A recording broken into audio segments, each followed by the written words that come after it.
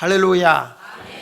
가장 기쁘고 즐겁게 옆사람 인사합니다. 함께 기도의 자리에서 만나니 더 기쁩니다. 자, 그래요. 한 번 더 축복하세요. 응답받고 능력의 시간이 되세요 하고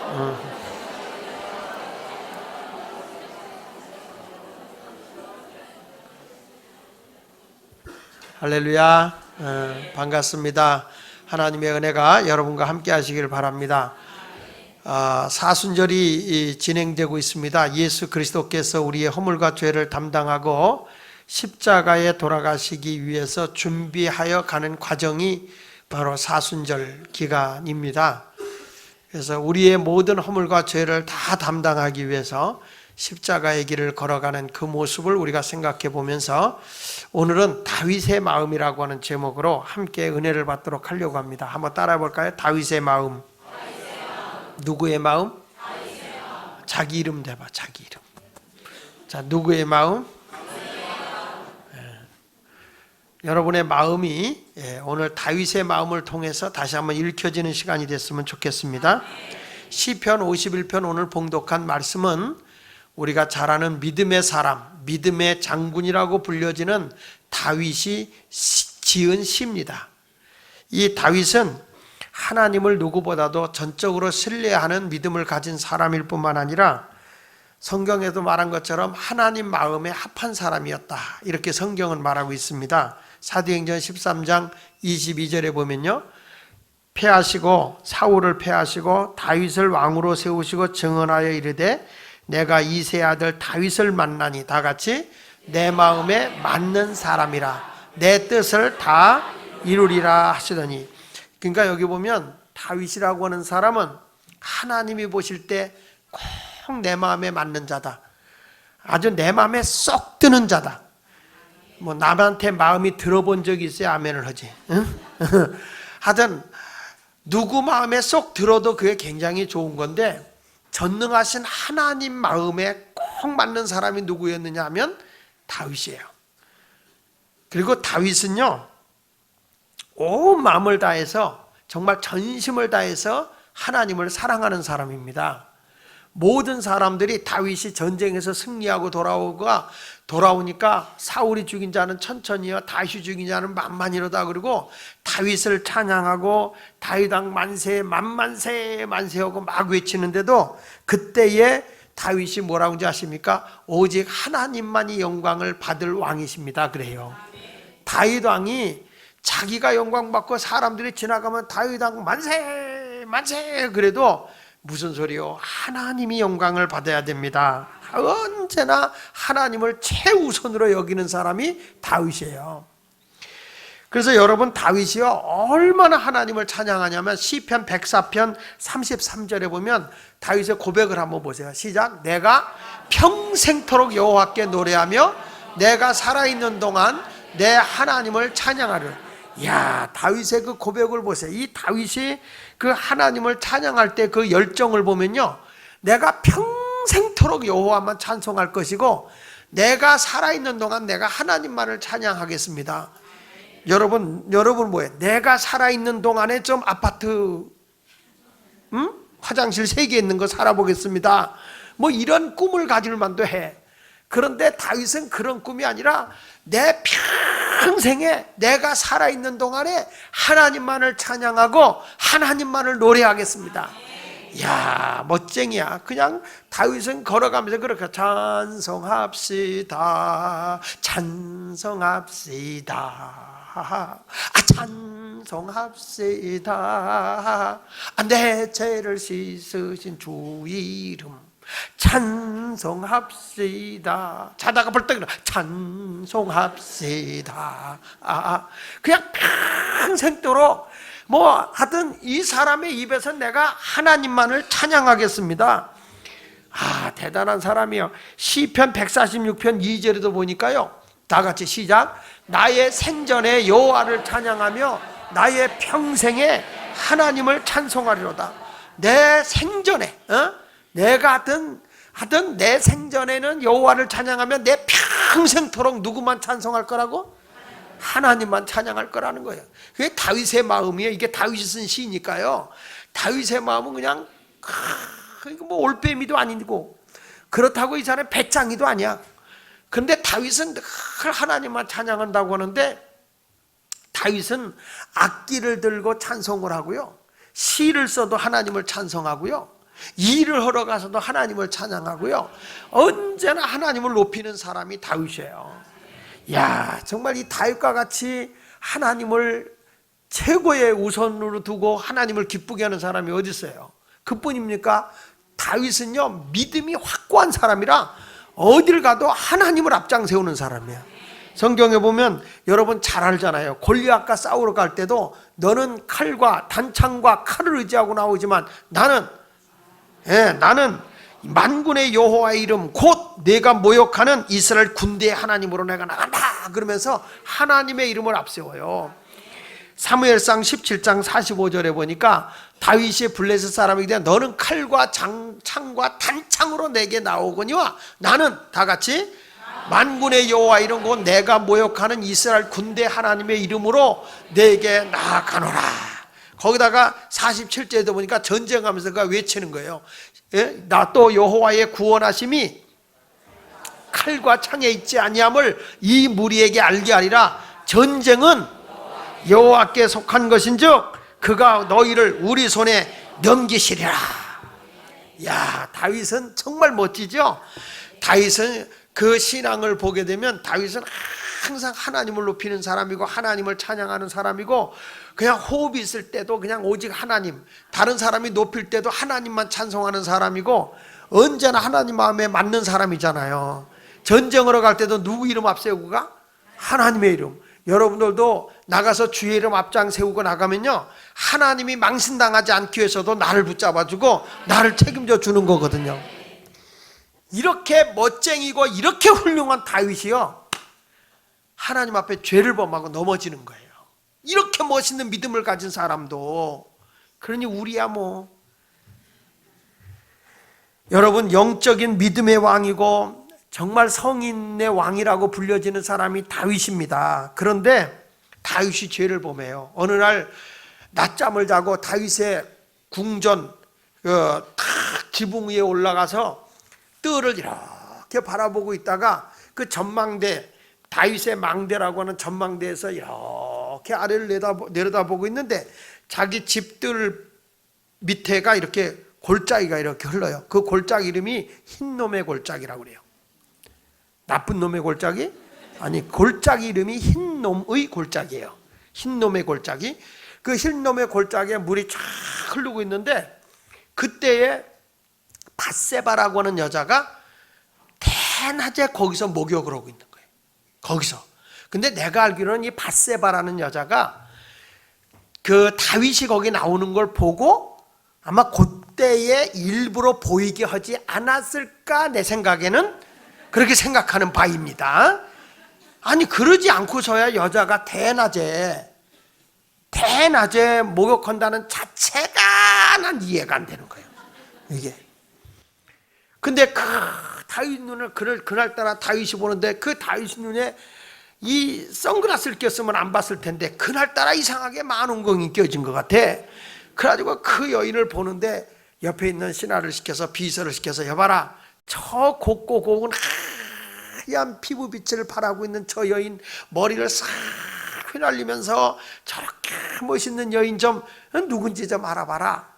그리고 가서 딱 알아보고 오니까 뭐라는 거 아니? 아우, 왕이요, 그 나라의 장군인 우리아의 장군 있잖아요. 그 우리아의 아내라고 그럽니다. 아마 굉장히 외롭게 지내는 것 같습니다. 전쟁에 나가서 남편이 뭐 휴가 올 시간도 없고 계속 전쟁하고 있으니까 아마 외롭게 지내는 것 같습니다. 그래. 그래? 그러면 내가 좀 보기를 원한다고 데려와라. 그래서 그 여인을 데려와요. 당신 남편이 너무 고생하고 있구만, 전방에서. 그러면서 이게 싹 달래는 것 같다가 다윗이 그날따라 이 밧세바가 굉장히 세게 보이는 거예요. 그래가지고 둘이 불장난을 합니다.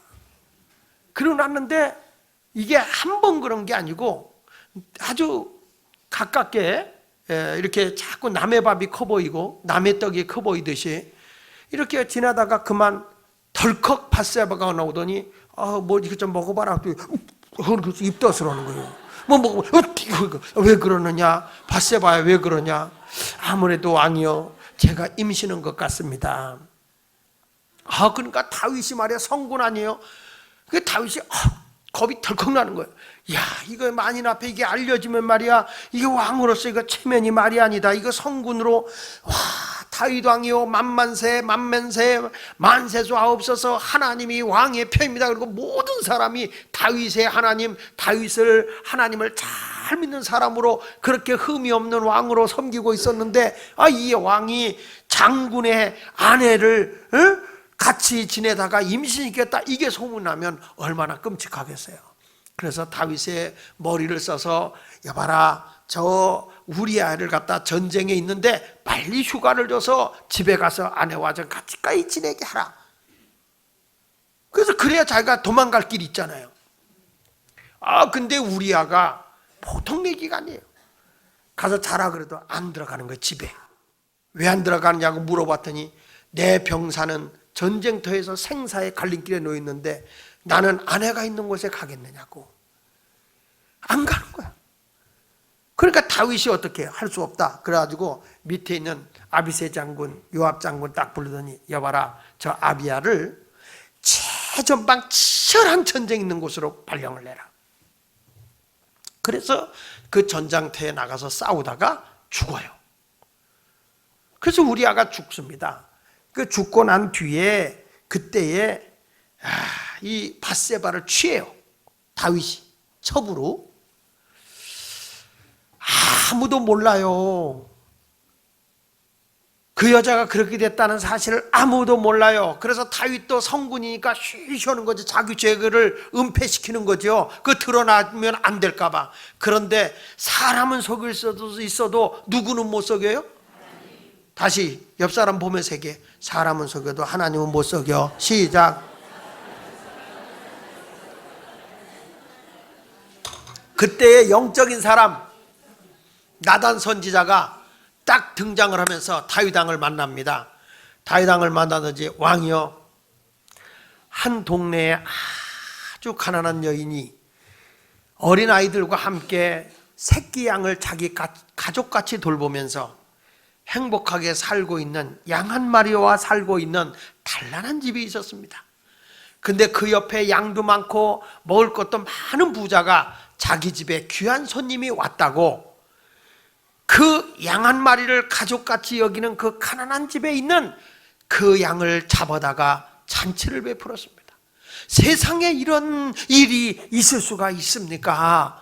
이렇게 나단 선지자가 비유로 말을 하니까 다윗이, 그 성군인 다윗이 노발대발해가지고, 세상에 아직도 이스라엘의 천하에 그렇게 못된 놈이 있단 말이냐, 빨리 가서 그 놈을 잡아와라. 그랬을 때 나단 선지자가, 바로 그게 당신이요.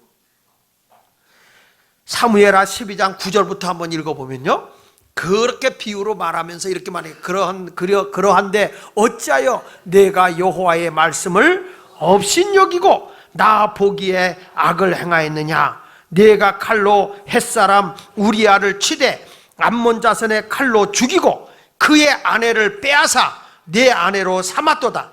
이제 내가 나를 업신여기고 햇사람 우리아의 아내를 빼앗아 내 아내로 삼았은즉 칼이 내 집에서 영원토록 떠나지 아니하리라 하였고, 여호와께서 또 이와 같이 이르시기를, 보라, 내가 너와 내 집에 재앙을 일으키고 내가 내 눈앞에서 내 아내를 빼앗아 내 이웃들에게 주리니 그 사람들이 내 아내들과 더불어 백주에 동침하리라. 너는 은밀히 행하였으나 나는 온 이스라엘 앞에서 백주에 이 일을 행하리라 하셨나이다.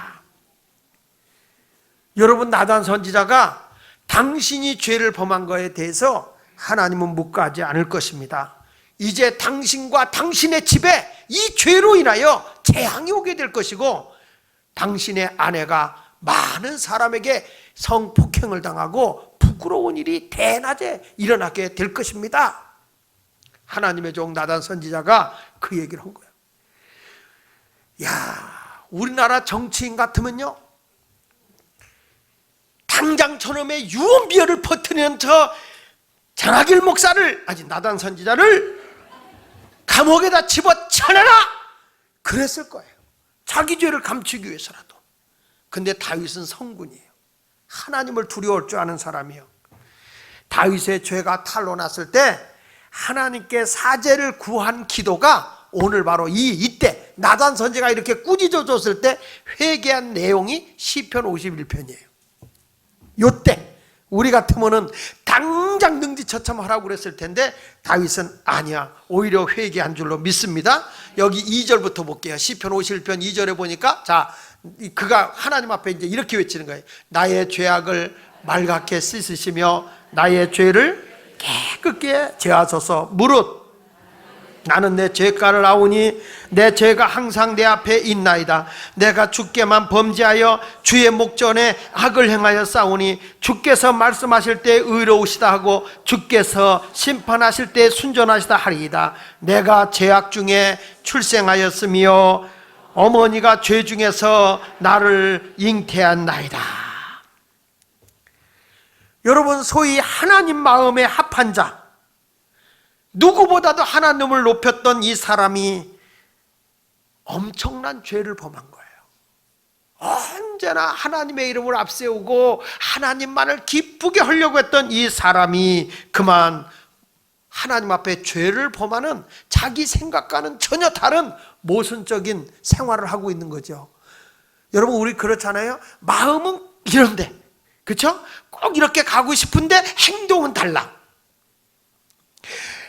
오늘 심야기도 꼭 가야지, 꼭 가야지. 그런데 오늘따라 왜 이렇게 피곤해? 피곤해. 오늘 쉬자.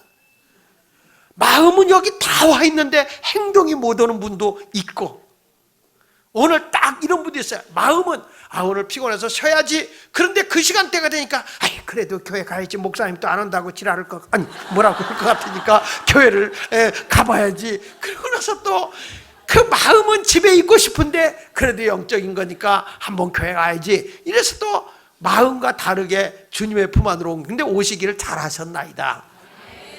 사람은 마음과 생각이 이렇게 다르게 모순적인 생활을 할 때가 있어요. 여러분 아는 베드로도 그랬습니다. 다른 사람은 다 예수님을 모른다 그러고 배반하고 떠난다 할지라도 저만큼은 절대로 예수님을 배반하지 않을 겁니다. 그래서 예수님 뭐라, 아니야, 내가 오늘 다 굴기 전에 나를 3번 모른다고 부인할 걸. 아이고, 예수님 그렇게 섭섭한 말 하지 마세요. 다른 사람은 다 그럴지 몰라도 저만큼은요 절대로 주님을 배반하지 않을 겁니다 라고 했던 베드로가 어린 소녀 앞에, 너도 예수님과 같이 있었잖냐? 아니야, 나 그런 사람 몰라. 2번이나 그랬는데, 그때 또 그때 말고의 귀를 자를 때 예수님과 같이 있었던 걸 본 한 군사가, 너도 그때 같이 있었던 놈 한패 아니냐? 그랬더니 베드로가 뭐라고 그래요? 예수님을 욕하고 저주하고 예수를 모른다고까지 했어요. 마음은 안 그래. 마음은, 여러분 나중에 예수님이 베드로에게 내가 나를 사랑하느냐 그랬을 때 뭐라고 그래요? 내가 주님을 사랑하는 줄은 주께서 하신다고 3번이라고 고백해. 그러니까 베드로의 마음은 정말 예수님을 사랑하는데 뭐가 뒷받침이 안 돼? 행동. 꼭 답을 내가 돼야 돼요? 다시 한번 해야지. 마음은 주님을 진심으로 생각하는데 뭐가 뒷받침 안 돼요? 이게 모순이라는 거예요. 모순. 그래서 여기서 다윗이라는 사람도 하나님 마음에 합한 사람이지만은 결국에 그가 하나님 앞에 죄를 범하게 되는, 하나님의 뜻대로 살기를 원했지만 그 삶이 하나님의 뜻을 따르지 못했다고 하는 얘기가 오늘 본문에서 가르쳐 주는 것인데, 왜 우리가 마음은 하나님께 다 가 있는데 행동이 그렇게 못 받쳐줄까? 그것에 대해서 오늘 한번 살펴보면서, 이 사순절 기간이니까 내가 마음은 안 그런데 행동이 받쳐주지 못한 그것도 죄잖아요. 그런 것을 다 씻어버리고 온전한 믿음의 사람이 되었으면 좋겠어요. 그런 의미로 찬송 254장 부르고 말씀을 이어가 봅시다. 254장, 내 주의 보혈은 정하고 정하다. 254장. 할렐루야.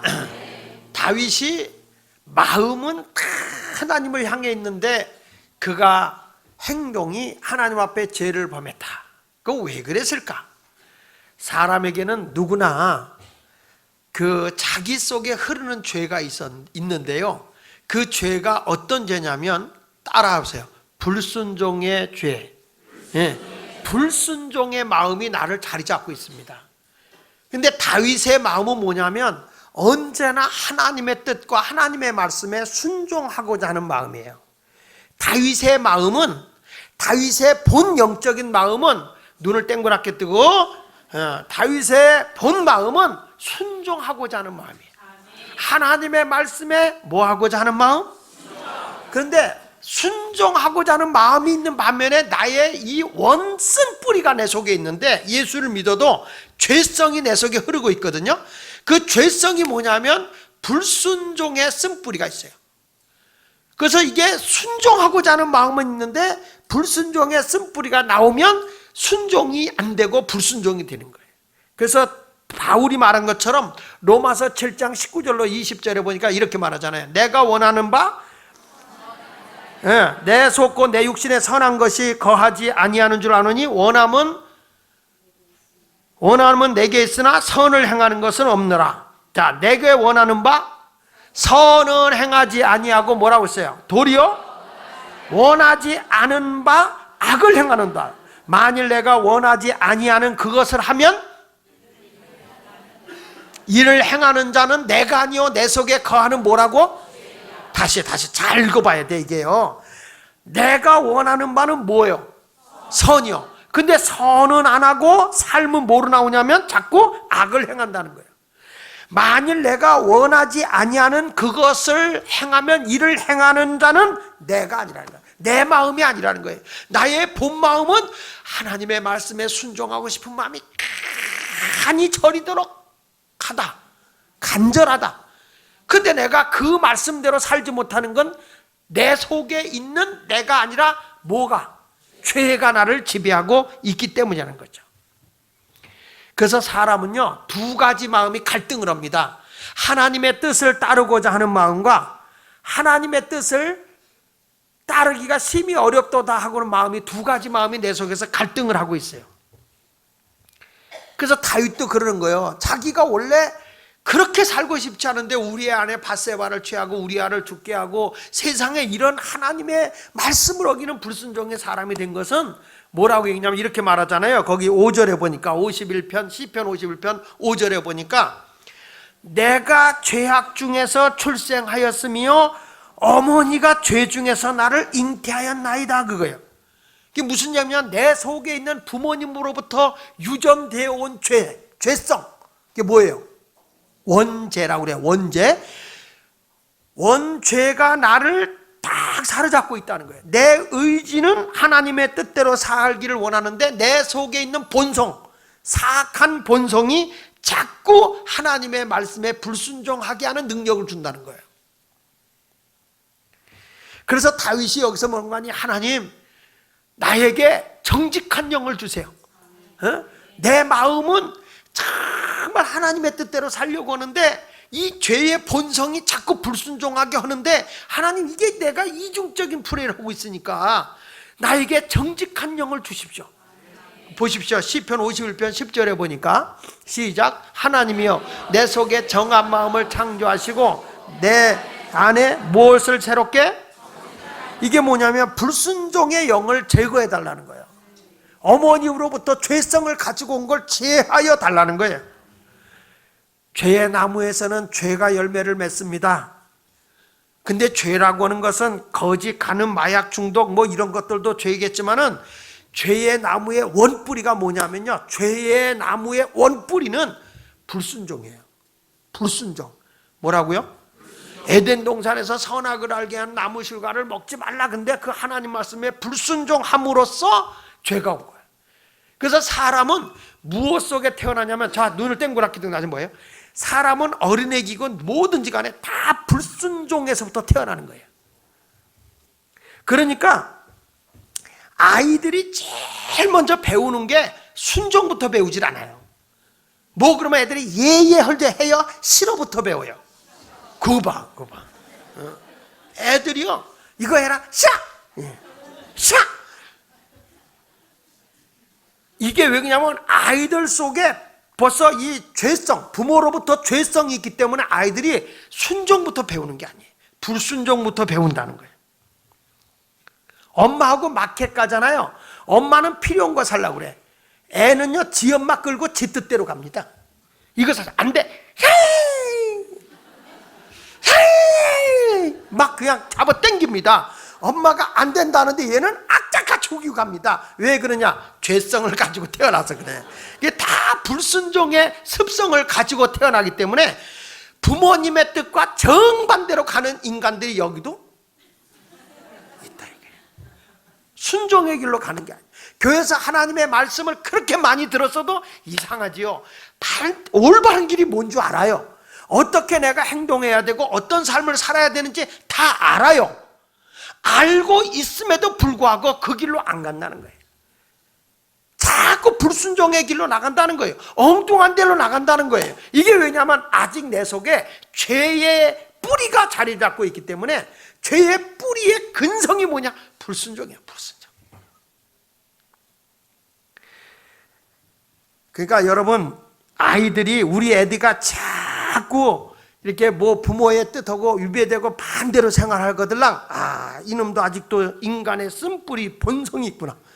죄의 본성이 있구나. 이게 누구부터 온 거냐? 나로부터 간 거야. 유전죄. 이게 원죄예요, 원죄.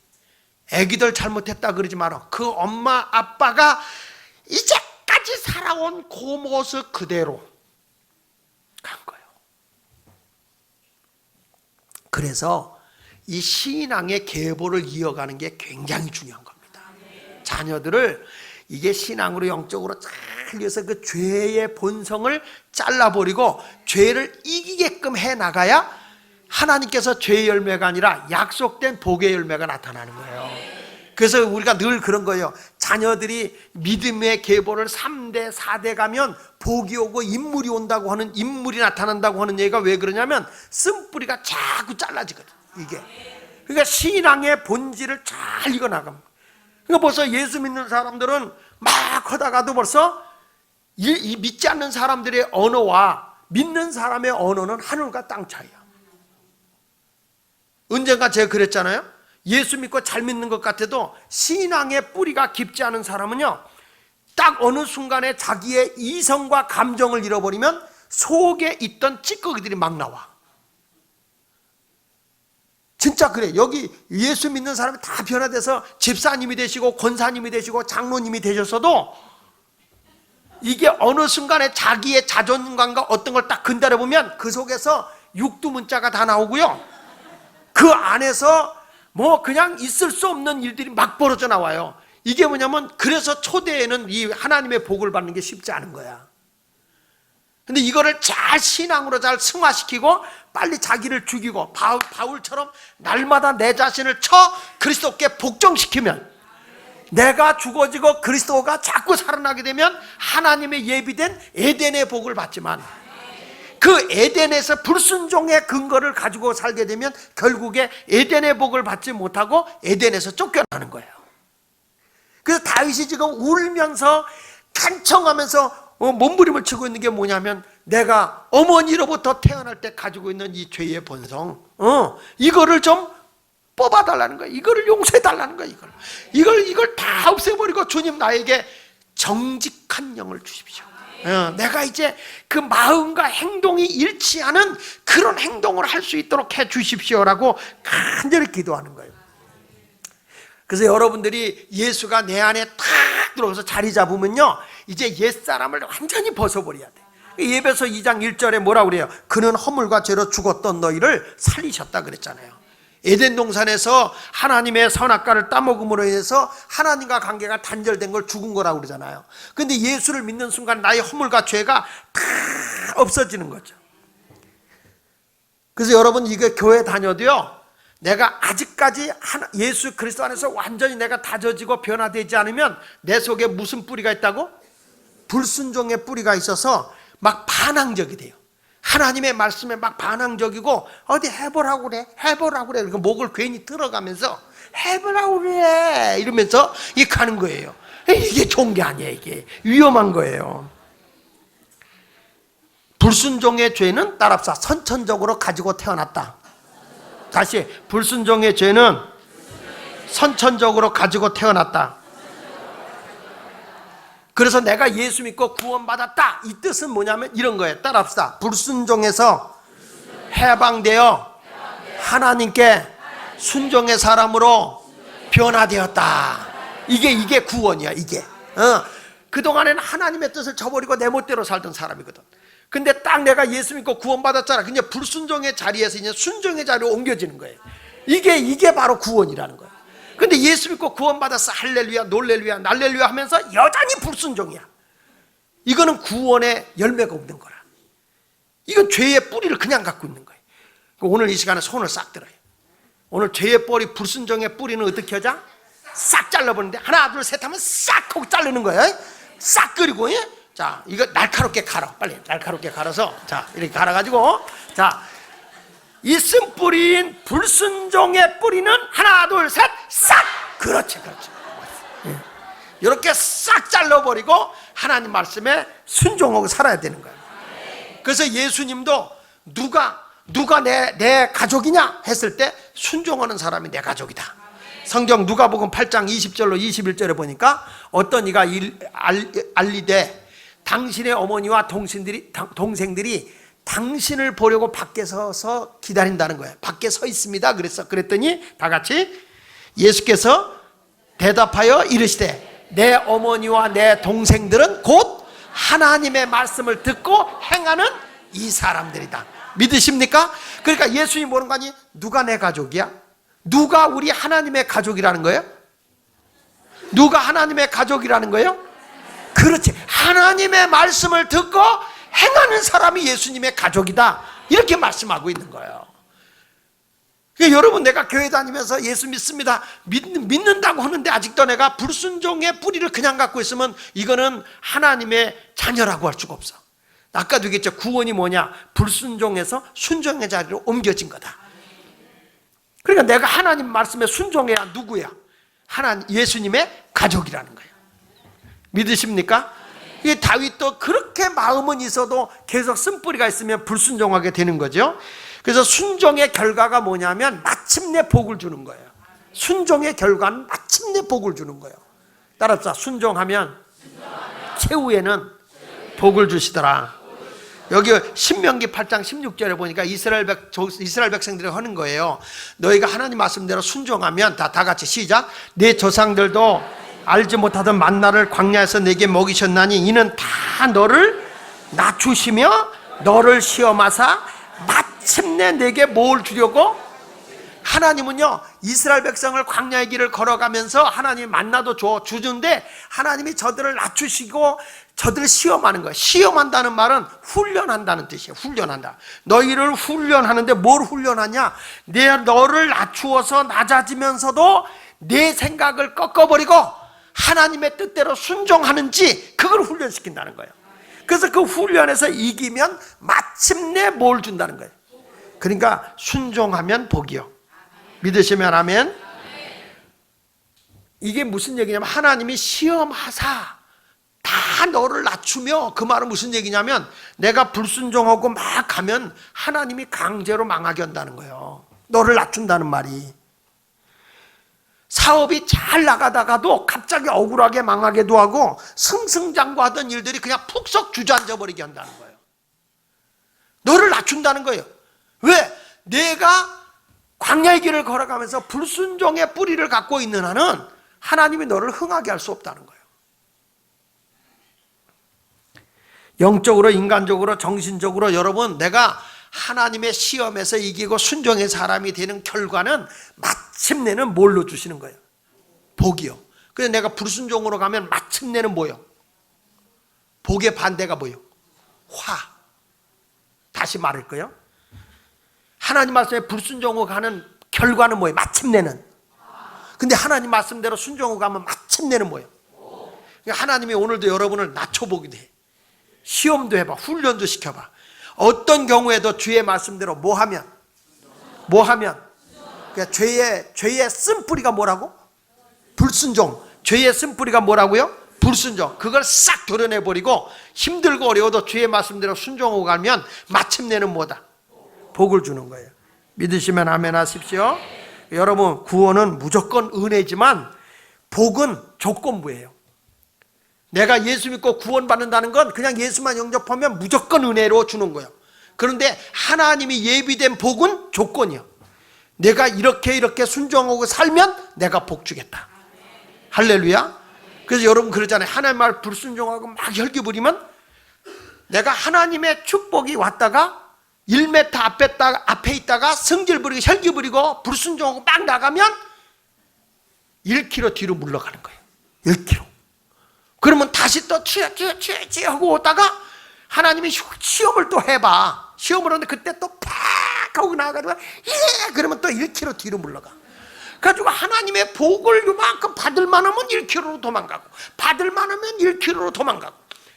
근데 결국에 마침내 하나님이 너를 어떡하냐? 굴복시킨다는 거야. 마침내 내가 하나님 앞에 낮춰서 저야 하고 순종하게 되는 그날 내가 복을 주신다. 이게 성경입니다. 믿습니까? 창세기 26장 12절 이하에 보면 이삭이 그 땅의 농사에 그 해에 100배나 얻었고 여호와께서 복을 주심으로 그 사람이 창대하고 왕성하여 마침내 뭐가 돼요? 근데 여러분 이때가 어느 때냐면 흉년된 땅에 하나님이 그대로 머물라는 거예요. 거기 있으면 망하거든. 근데 하나님이 그 자리에 순종하라는 거예요. 근데 아브라함은 순종을 못했어요. 아버지는. 근데 이삭은 순종했어. 그랬더니 하나님이 그 흉년된 땅에서 마침내 뭐가 되겠다? 거부가 되겠다. 그래서 그 사람이 마침내, 그렇지, 아까 그랬잖아요. 마침내 결과적으로 뭘 준다고 그랬어요? 복을 주는 거예요. 복을. 할렐루야. 그 이스라엘 백성들이 광야의 길을 걸어가면서 하나님이 많은 연단을 대 너를 낮추고 너를 시험하사 마침내 복을 준다고 한 것처럼 이삭도 그 환난과 연단에서 끝까지 하나님 말씀대로 순종하니까 마침내 하나님이 100배나 복을 주어 뭐가 되겠어? 거부가 되겠다. 나도 여러분이 그런 신앙을 가지기를 주의 이름으로 축원합니다. 신명기 28장 2절에도 보니까 이렇게 말하더라고요. 내가 네 하나님 여호와의 말씀을 뭐하면? 순종하면, 그 말이야. 순종하면 이 모든 복이 내게 임하면 내게 이르니 성읍에서도 뭘 받고 들에서도 내 몸의 자녀와 내 토지의 소산과 내 짐승의 새끼와 소의 양의 새끼가 뭘 받아? 여기 보니까 순종의 조건으로 복을 주는데 자녀가 복 받고 토지 소산, 부동산이 복 받는데 가축이 복을 받고 내가 손이 닿는 것마다 만사형통이야. 그냥 그런 복을 받으시길 축원합니다. 신명기 7장 12절로 13절에도 보니까 너희가 이 모든 법도를 듣고 뭐하면? 이게 뭐냐? 순종하면 그 말이야. 네 하나님 여호와께서 내 조상들에게 맹세하신 언약을 지켜 내게 인애를 베풀 것이라. 곧 너를 사랑하시고 뭘 주사? 너를 번성케 해서 내게 주라고 내 조상들에게 맹세하신 땅에서 내 소생에게 뭘 주고 네 자식에게 복 준다 그 말이에요. 그 다음에 내 토지 소산, 내 수입, 곡식, 포도주, 기름을 풍성하게 하시고 내 소와 양을 번식하게 하라. 하나님이 복을 준다는 거예요. 뭐 하는 자에게? 순종하는 자에게. 그것만인가요? 하나님께서 순종하면 신명기 7장 15절에 보니까 여호와께서 또 모든 질병을 내게서 멀리한다. 할렐루야. 이번에 제가 대구에 부흥회를 갔어요. 대구에 부흥회 갔는데 작년에 갔던 교회 가보니까 작년에 부흥회 갔던 교회예요. 그래서 이분이 작년에 했는데 뭘 또 목사님 저를 또 불렀어요? 그랬더니 이 목사님 하는 얘기가, 목사님 작년에 불렀는데 하나님이 역사하셨어요. 그래서 목사님을 또 불렀어요. 뭘 역사했어요? 그랬더니 우리 부목사 사모가 애기만 가지면 유산이 된대. 그래서 이 애를 못 가졌는데 목사님한테 그때 기도받고 낳았대. 그리고 한 여자애는 그렇게 애를 갖기를 원하는데 못 가졌대. 근데 그때 기도받은 사람이 지금 임신해서 8개월이 됐대요. 그렇다고 목사님의 간증이 있는데 어떻게 못 모시겠냐고. 그래서 모셨다고 그러면서 그 광고를 얼마나 했는지 그런 사람들만 막 왔어. 임신시키는 목사 왔다고. 이야, 여러분 저는 제가 임신시킨 적 없어요. 그러면서 그 두 여자분이 와서 막 그러는데 이렇게 낮 집회 끝나고 가려는데 식사하러 가려는데 목사님 하고 불러. 그 왜 그러냐 했더니 우리 지역의 목사님 사모님이래. 우리 지역의 목사님 사모님인데 해를 못 가는다는 거야. 목사님이 기도해달라는 거야. 그 목사님이 기도하면 되고 내가 하면 되냐 했더니 우리 교회 와서 목사님이 기도해서 둘 임신하지 않았냐고. 그 자기가 강구해서 온 거래. 나는 큰일 났어. 말은 아다르고 어다른 거예요. 내가 임신시킨 법은 없어요. 자기들이 임신시켰고 난 기도밖에 해준 적이 없어. 그런데 그걸 장 목사가 임신시켰다 그러면 내가 뭐여 도대체? 내가 다윗도 아닌데. 근데 저는 여기 성경에 보니까 우리가 그게 아니라 뭐 누가 기도했냐 누가 그게 문제가 아니라 하나님의 말씀대로 순종하면요 우리 하나님께서 내 모든 병을 고쳐요. 거기 성경 신명기 7장 15절 다시 보니까 여호와께서 또 모든 질병을 내게서 멀리하사 너희가 아는 애굽의 악질에 걸리지 않게 하시고 너를 미워하는 모든 자에게 걸리게 하실 것이다. 내가 순종하면 너의 저주와 너의 모든 질병은 다 도망가서 뺀질되는 자에게 갈 거다. 뺀질되는 자에게. 오늘 여기서 하나님 말씀대로 순종하는 사람들에게 저주가 나가서 그 옆에 뺀질 있지. 한번 보세요. 뺀질 있는가. 골로 갈지 몰라. 그러니까 오늘부터 다 순종의 사람으로 바꿔가지고 바깥으로 싹 버려. 이렇게 버리셔요. 그러면 하나님께서 순종하는 자에게 약속한 복을 주는 겁니다. 그래서 다윗이 지금 뭐라고 얘기하는 거냐면 하나님 다윗이 내 마음에 정한 마음을 창조해 주십시오. 이제 아주 움직이지 않는 정한 마음, 깨끗한 마음, 정직한 마음, 하나님의 말씀에 그냥 갈등하지 않고 그냥 순종하겠다고 하는 정직한 마음을 나에게 창조해 주십시오.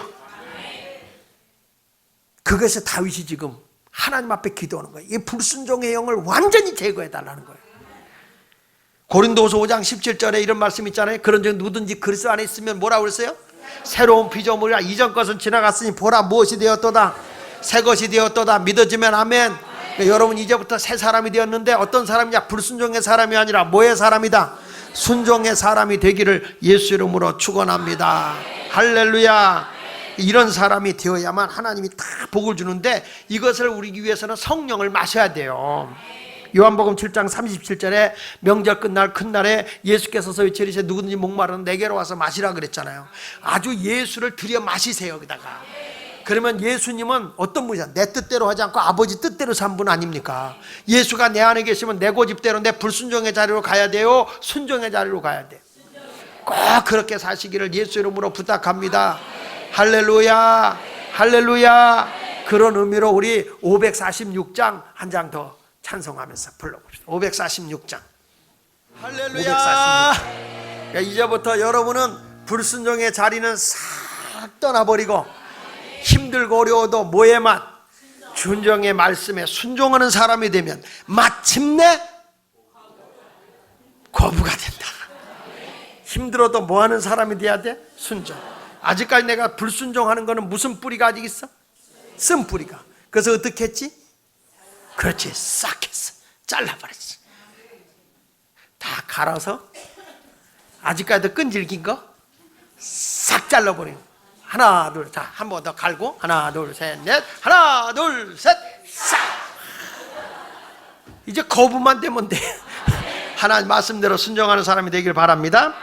그 다음에 10절부터 12절에 봅시다. 10절부터 11절 다윗이 뭐라는 거 아니? 시작. 하나님이여 내 속에 정한 마음을 창조하시고 내 안에 정직한 영을 새롭게 하소서. 나를 주 앞에서 쫓아내지 마시며 주의 성령을 내게 거두지 마소서.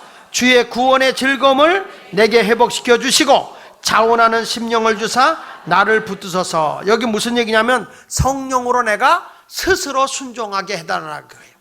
다윗의 마음은 이제부터 내가 정직한 영을 받아서 성령 충만함으로 말미암아 내가 구원의 즐거움에 감격해서 내가 이제는 스스로 내가 아주 자원해서 하나님 말씀에 순종하는 그런 마음을 주소서. 그러니까 다윗의 마음은 지금 뭐 그런 거 아니? 내가 죄의 본성을 끊어버리고 순종의 사람이 되게 해달라 하는 것이고, 두 번째 가서는 성령으로 새로운 마음을 소유해서 내가 자원해서 주님을 섬기는 순종하는 사람이 되게 해달라고 기도하고 있는 것입니다. 사랑하는 여러분, 우리는요 하나님의 약속을 믿는 자예요. 이 1차의 하나님의 약속은 실패했어요. 그렇죠? 1차 약속 실패했어요. 에덴 동산에서 중앙에 있는 선악과를 먹지 마라, 먹는 날에는 정령 죽으리라. 그래서 하나님의 약속을 파기했어요. 그래서 하나님의 약속이 무효가 된 거야. 다시 이스라엘 백성에게 십계명을 준 거야. 십계명을 줬는데 십계명을 또 못 지켜서 또 파기한 거예요. 그러니까 우리 하나님께서 예레미야 선지자를 통해서 다시 말합니다. 자, 예레미야 31장 31절 이하에 보니까 시작. 여호와의 말씀이니라. 보라, 날이 이르니 내가 이스라엘 집과 유다 집에 새 언약을 맺으라. 이게 그동안에 에덴 동산의 언약이 파기되고 십계명 구약의 율법이 파기된 거예요. 그래서 하나님이 새 언약을 맺으리라. 이 언약은 계속 내가 그들의 조상들의 손을 잡고 애굽 땅에서 인도내던 날에 맺은 것과 같이 아니할 것은 내가 그들의 남편이 되어서도 그들이 내 언약을 깨뜨렸습니다. 여호와의 말씀이니라. 그러나 그날 후에 내가 이스라엘 집과 맺을 언약은 이러하니 곧 내가 나의 법을 그들 속에 두며 그들의 마음에 기록하여 나의 그들이 하나님이 되고 그들은 내 백성이 될 것이라. 여호와의 말씀이니라. 계속 그들이 다시는 각기 이웃 형제를 가리켜 이르기를 너는 여호와를 알라 하지 아니하리니 이는 작은 자로부터 큰 자까지 다 나를 알기 때문이라. 내가 그들의 악행을 사하고 다시는 그 죄를 기억하지 아니하리라. 여호와의 말씀이니라. 하나님의 언약, 하나님과 합의한 게 있다. 그 새 언약이 뭐냐? 그것은 아담과 하와에게 맺은 그 약속은 이미 깨트려졌기 때문에 안 되고 10계명도 깨진 거기 때문에 안 된다. 다윗과 같이 지극히 하나님 중심의 사람도 10계명 중에 간음하지 말라는 죄를 범했고 살인하지 말라는 죄를 범했기 때문에 이미 모든 하나님의 규칙과 규율이 다 깨졌다. 그런데 우리 하나님의 새 언약을 너에게 준다. 이거는 모든 사람이 다 죄에서 사함을 받는 거다. 이 새 언약이 뭐냐? 메시아 되신 예수 그리스도를 너에게 보내서 너의 모든 죄의 본성을 예수 그리스도 안에서 다 도말시켜 버릴 것이며 예수 그리스도의 은혜로 너의 모든 죄를 다 씻어주고 불순종의 죄를 씌워주어서 구원하여 순종의 사람이 되게 해주겠다. 할렐루야. 그래서 이젠 강제적으로 하지 않고 은혜로 자발적으로 하나님을 순종하며 섬기게 해주겠다. 그 새 언약을, 새 약속을 너에게 준다는 거예요. 할렐루야. 여러분, 그것은 바로 예수 그리스도를 통해 구원받은 사람은 억지로 하는 게 아니라 이제부터는 자발적으로 하는 거예요.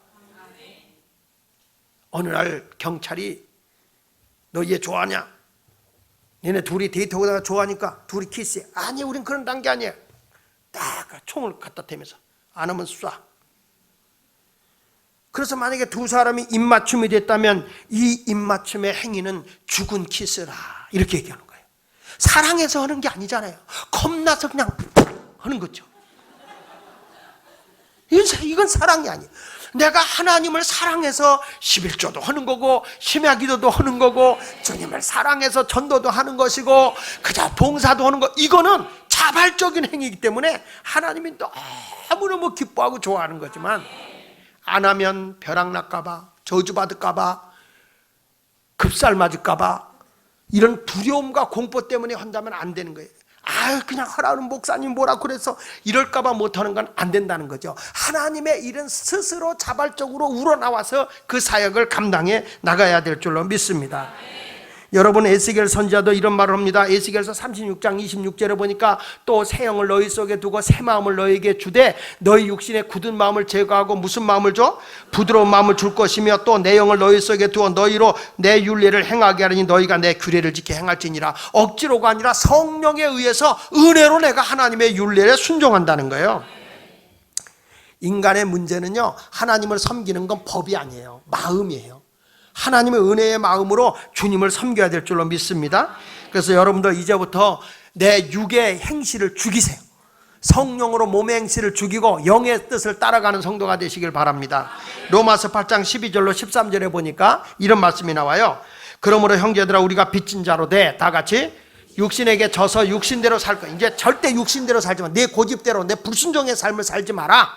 너희가 육신대로 살면 반드시 죽을 것이라. 다 같이 영으로서 몸의 행실을 죽이면 뭐 한다는 거예요? 산다는 거예요. 산다. 할렐루야. 그래서 다윗의 마음이 뭐예요? 자기는 성령이 충만해서 이제는 스스로 내가 자원해서 하나님을 억지로가 아니라 무서워서가 아니라 죄를 이기고 말씀대로 순종하는 사람이 되도록 성령을 달라는 거예요. 성령. 할렐루야. 나는 오늘 여러분들의 마음이 이중적인 마음이 아니라 정직한 영을 받으셔서 하나님의 말씀을 결단하고 지켜나가는 순종의 사람이 되길 바랍니다. 이것은 내 힘으로 안 됩니다. 성령이 충만해야 됩니다. 그래서 우리는 성령 받아야 됩니다. 하나님 앞에 부르짖어 기도해야 될 줄 믿습니다. 주여 성령을 주시옵소서. 성령의 충만함을 받아서 내 고집으로 아니라 내 오기가 아니라 하나님의 말씀에 의해서 스스로 자원하는 심령을 갖게 하여 주옵소서. 할렐루야. 그래서 다윗은 항상 뭐냐, 자기가 돌이켜보니까 너무 하나님 앞에 불순종한 게 많아. 하나님은 자기에게 베풀어주는 은혜가 너무 많은데 내가 하나하나 보니까 불순종하고 고집대로 산 게 많아. 그래서 그가 통회하는 마음을 달라. 따라 통회하는 마음. 이 시편 51편 17절에 보니까 이렇게 말합니다. 시작. 하나님께서 구하는 제사는, 하나님이 원하시는 예배는 뭐예요? 속상해하는 마음이야. 내가 주님 뜻대로 살지 못하는 걸 속상해야 돼. 우리는 뭐 잘못 살고도 뭐라 그래? 사람이 살다 보면 그럴 수도 있지 뭐, 이러지 마라. 상한 심령이라. 계속. 하나님이 하나님이 상하고 통회하는 마음을 주께서. 그럼요. 그러니까 하나님은요, 정말 자기가 주 뜻대로 살지 못한 걸 가슴하고 통회하고 자복하는 사람을 외면하지 않아요. 멸시하지 않아요. 믿습니까? 그래서 기독교의 중심이 뭡니까? 십자가입니다. 기독교의 중심 사상은 십자가예요. 십자가가 없다면 기독교가 아니에요. 십자가의 사랑이 뭡니까? 나의 허물과 죄를 위해서 죽기까지 다 희생해준, 목숨까지 다 내어준 사랑. 이게 십자가의 사랑이야. 내가 진심으로 하나님 앞에 통회하는 마음을 가진 사람은 어떤 마음을 가져야 되냐면 예수님과 같은 십자가의 사랑의 마음을 가져야 돼. 그러면 내가 통회하는 마음에 제사를 드린 사람은 어떤 사람이냐? 따라합시다. 사랑으로 희생하는 자다. 십자가의 사랑으로 희생하는 게 바로 그게 통회하는 제사예요. 나같이 부족하고 나같이 한없이 연약한 자를 구원해 주신 하나님 은혜가 너무 감사해서, 그 은혜 감사해서 주님 앞에 내 통회하는 마음으로 제사를 드리라는 거예요. 믿으시면 아멘. 말로만 하는 것은 사랑이 아니에요. 진짜 희생은요, 값을 치르고 진짜 내가 그만큼 사랑하는 사람을 위해서 희생하는 것이 사랑이지, 희생이 없이 사랑해 그건 짐승도 한다. 얼마 전에 TV에 보니까 기린이 암컷을 사랑하는데 암컷 차지하려고 싸우는데 그 긴 목 가지고 서로 목을 치더라. 저쪽. 야, 그 긴 목이 안 부러지나 모르겠어. 내가 깨달은 게 있어요.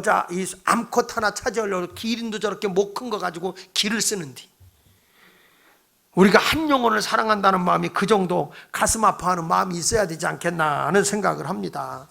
할렐루야. 여러분,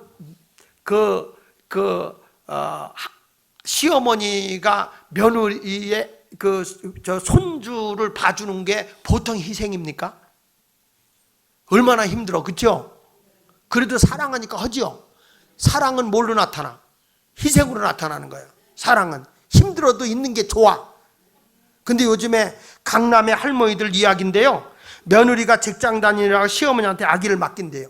근데 한 할머니가 70이 된 할머니인데 그 아기를 보기가 너무 힘든 거예요. 그래서 그가 연구해낸 게 뭐냐면 며느리가 아기를 안 맡기게 하는 방법, 그걸 연구해냈대요. 첫 번째가 뭐냐면 며느리 앞에서 밥 먹일 때 입으로 밥을 씹어서 먹여라. 우리 어렸을 때 할머니들이 입에다 이렇게 해서 먹였거든요. 그러니까 며느리 앞에서 밥을 먹여봐라. 1번. 2번, 빨래핀으로 아기 머리를 감겨라. 빨래비누로 아기 머리를 감겨줘 버려. 며느리 앞에서 기절초풍을 한다는 거예요. 기절초풍. 셋째, 한국말을 가르치는데 사투리로 가르쳐라. 영어를 가르치는데 일본식 사투리로 가르쳐라. 그러면 얼른 데려간다. 얼마나 아기 키우는 게 힘들었으면 이런 걸 다 발표했겠어요. 70 먹은 할머니가. 근데 우리 주님이 우리를 사랑하는데 너무너무 사랑해서 십자가에 죽기까지 하면 나를 사랑해 줬다는 거예요. 그러니까 다윗이 내가 하나님의 그 큰 사랑을 잊고 있는데도 내가 불순종으로 이렇게 죄를 범했으니 얼마나 가슴이 아픈가. 그래서 그가 통회하면서 하나님이 원하는 제사는 상한 마음의 제사다. 내 마음이 하나님 뜻대로 살지 못한 걸 갈길가기 찢어가면서 정말 주님을 사랑하는 마음으로 진심으로 사랑을 표현할 때 하나님께서 그걸 받으신다는 거예요. 그러니까 여러분들도 내가 상한 마음을 드린다는 건 속상한 마음이 아니라 내가 주님을 너무너무 사랑하지 못하는 게 가슴 아프다 그 말이야. 이제 그래서 포기하는 게 아니라 그럴수록 내가 십자가의 사랑으로 희생을 더 하라는 거죠. 교회 무슨 일 있어도 어디 있어도 더 희생하고 더 앞장서서 내가 조금 더 봉사하고 이런 사람이 돼야 된다 하는 것을 말해주고 있는 것입니다. 그래서 십자가의 사랑이 뭐죠? 대속의 사랑이잖아요. 따라합시다. 대속의 사랑. 대속의 사랑과 내 죄를 대신해서 사해주기 위해서 죽는 사랑이잖아요. 신학자들은 이 대속의 사랑을 뭐라고 표현하면 자리바꿈이라 그랬어요. 자리바꿈. 너와 나 사이를 이렇게 바꿔놓는 거라 이렇게 말했어요. 그러니까 쉽게 설명하면 이런 거라고 보면 되겠어요. 전에 제가 비행기를 타고 미국을 갈 때 그 비행기 안에서 영화가 나오는데 프랑스 영화예요. 그 영화가 뭐냐면 아마 보신 분 있을 거예요. 두 도시 이야기라고. 나만 본 거예요? 두 도시 이야기. 이건 뭐냐면 프랑스 혁명 때를 배경으로 해서 한 영화인데 두 남자가 한 여자를 사랑해요. 근데 이 두 남자가 친구예요. 그러니까 한 친구는 찰스고 한 친구는 시드니예요. 근데 이 친구가 이 찰스라는 친구하고 시드니라는 친구가 한 여자를 사랑하는데 찰스하고 시드니는 친구예요. 근데 이 여자가 좀 괜찮고 번번하고 좀 부유하게 살고 좀 이뻤나 봐요. 영화니까 이쁘더라고요. 근데 누구 결혼하게 되냐면 찰스하고 결혼을 하게 돼요. 시드니는 이제 장가를 못 가고 근데 이제 아들도 낳고 살다가 이 찰스가 그 프랑스 혁명 때 프랑스 혁명을 일으킬 때 거기에 연루가 돼가지고 체포당하고 그래가지고 사형 선고를 받아요. 그 사형서가 돼서 이제 단두대에 올라가서 목을 잘려서 죽게 되는 그런 사형 선고가 내려졌는데 이 친구인 이 시드니가 면회를 갑니다. 면회 가서 야, 너는 죽으면 안 돼. 넌 죽으면 안 돼. 너는 사랑하는 아내도 있고 네가 낳은 사랑하는 아들도 있잖아. 네 대신 내가 했다 그러고 내가 죽을게. 난 아직 장가를 안 갔어. 그러니까 나는 네 대신해서 죽을 테니까. 그랬더니 이 찰스가 펄쩍 뛰면서 시드니야, 안 돼. 나는 네가 사랑하는 여인하고도 결혼해서 행복함을 누렸잖아. 그러니까 내가 죽더라도 네가 내 아이도 좀 돌보고 내 아내하고 살면 안 되겠니? 자기 아내가 무슨 물건인 줄 알아. 응? 그런데 이 찰스라고 하는 사람을 그 감옥에 있는 사람을 시드니가 감옥에 있는 사람을 매수해 가지고 그에게 깊은 그 잠에 취하게 주사를 놔요. 그래가지고 이 사람이 정신을 잃어. 그래가지고 이 사람을 시켜갖고 그 아내와 아들을 태워서 영국으로 몰래 빼돌려 버려요. 그리고 그 안에 누가 들어가냐면 시드니가 내가 그랬다고 그러고 들어가요. 그러니까 시드니가 목이 잘려 죽죠. 단두대에서 죽어요. 와, 난 우리 교인들 같은 거예요, 시드니가.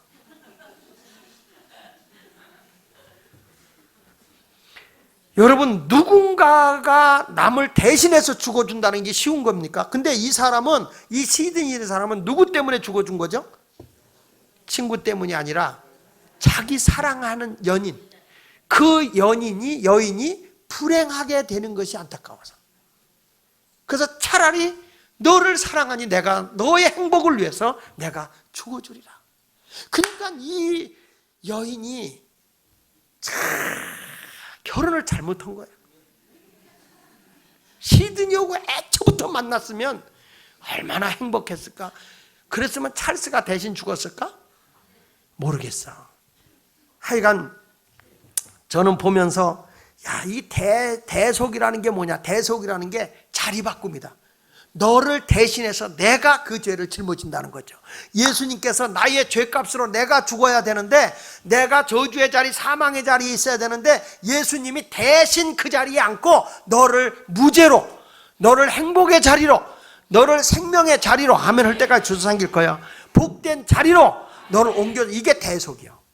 그러니까 다윗이 지금 무슨 얘기를 하는 거냐면, 자기 하나님이 원하는 제사는 상한 심령이라는 거예요. 내 마음이 찢기고 아파도 사랑하는 마음으로 저들을 위해 울 수 있고, 저들을 위해서 정말 사랑의 제사를 드릴 수 있는 상한 심령의 제사를 내게 달라는 거예요.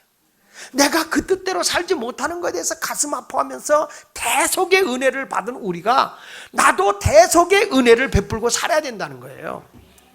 내가 이 정도 했으니까 나에게 그만큼 값을 주시오, 뭐 대가를 주시오, 이게 아니라 대속의 은혜를 나눌 수 있는 성도가 될 때, 이게 바로 이 사순절 기간 동안에 예수님이 십자가를 짊어지시기 위해 고난의 길을 걸어가는 그 길을 우리가 기념하고만 있는 게 아니라, 내가 잘못하여 저주와 고행의 길을, 고생의 길을 걸어가야 할 나를 예수님이 자리 바꿔서 내 죄값을 대신해서 자리를 바꿔 그 길을 걸어간 것이니까, 그러니까 그 은혜에 대해서 우리가 감사해야 되고, 당연히 그분 뜻대로 순종해야 되고, 그분을 사랑해야 되는 게 마땅한 것이 아닙니까?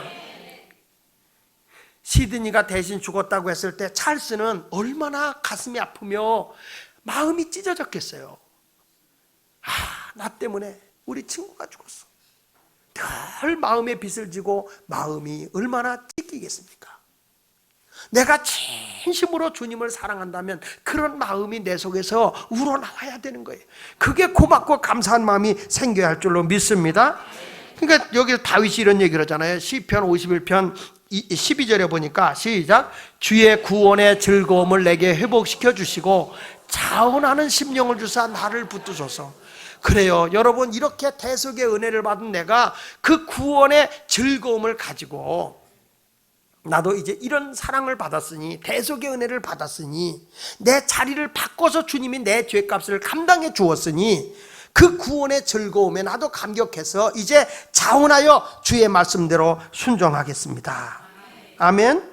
15절에도 이런 말 하잖아요. 그래서 주여 내 입술을 열어주셔서 내 입이 주를 찬송하며 예수님을 뭐 하겠나이다? 전파하겠나이다. 다윗은 그래서 하나님을 다 놓고 찬송하는 거예요. 사람.